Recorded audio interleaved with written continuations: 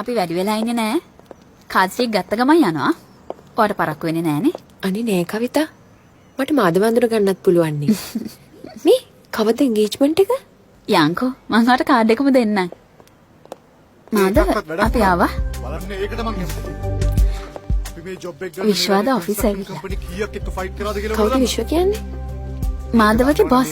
හැබැයි හොඳම යාළුවා. ඕන විදියට මේකේ චේන්ජස් එකම අවුල තියෙන්නේ පොඩ්ඩක් නම් මලපන්න. තේනවනේ? ඔය දැනුත් කාට හරි නෙලනවා නැති වෙන්න.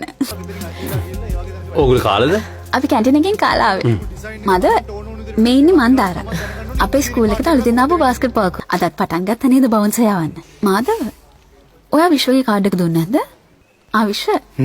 මේ ඉන්නේ මන්දාර. අපේ අලුත් බාස්කට් බෝල් කෝච්. ඒ කියන්නේ ඔය දෙන කලින් අඳුරනවද?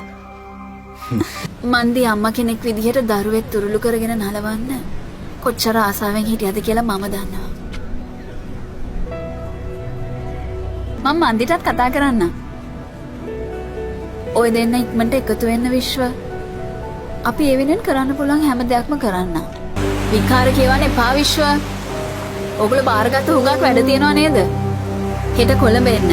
ඇවිල්ලා වැඩ ටික ඉවරයක් කරලා දාන්න.